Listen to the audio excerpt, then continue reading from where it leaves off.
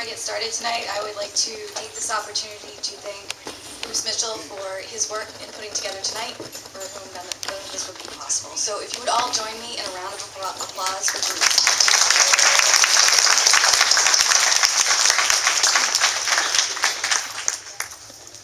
All right, I have two poems tonight.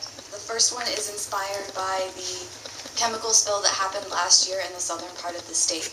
It's called The 12 Days of the West Virginia Chemical Spill and Counting. Day 1.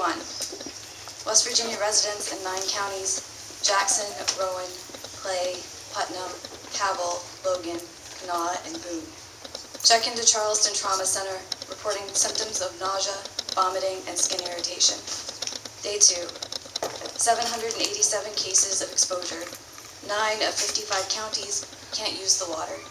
Piped into homes, hospitals, schools, and offices, all contaminated. Day 3.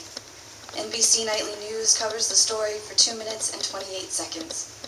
For emotional appeal, executives in business suits decide a child must be present in frame at 39 seconds. A mother with the appropriate twang questions why she's paying for water unsafe to drink. A semi-tanker is stationed in a parking lot outside the hospital. Water is distributed like government cheese on the dole. No one knows when the issue will be resolved. Day 4. The New York Times exposes lax regulations. Freedom Industries storage facility sits a half-mile upstream from a water treatment plant, the largest in the state. West Virginia regulation does not require inspection of storage facilities, only production. Lawmakers and politicians offer no answers. Everything travels downstream.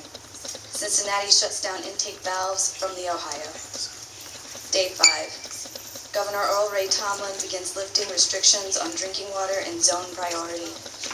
Day 6. Aaron Brockovich posts photos on Facebook, a porcelain bathtub filling with yellow water tinged green, a caption that asks, "And it's clean?"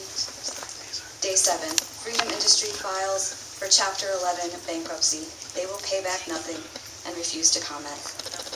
Day 8, Senator Manchin says he will continue to fight back against Environmental Protection Agency regulations. He quotes, "Montani semper liberi," but has no idea what it means.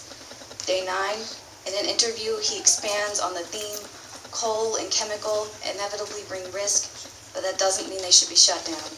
The newspaper calls him Mr. instead of Senator. So he quotes Cicero, because he's told it'll make him sound intellectual at cocktail parties in D.C.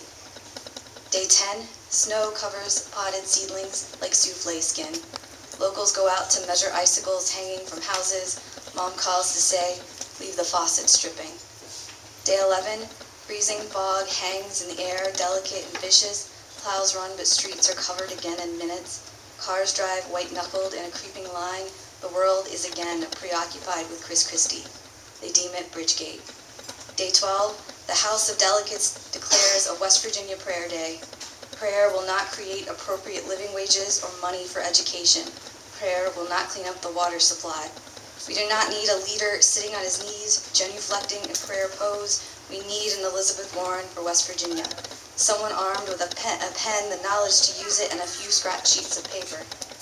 For House of Delegates, one needs to be at least 25 years old, a citizen of the U.S. for 7 years, and an inhabitant of the state they represent at the time of election. For Senate, one must be at least 30 years old, a U.S. citizen for 9 years, and an inhabitant of the state they represent at the time of election. Now, who will it be? My second poem is a very short poem. It's a one-line poem. It's called 6 Words About Myself. Had social anxiety, dyed hair purple. Thank you.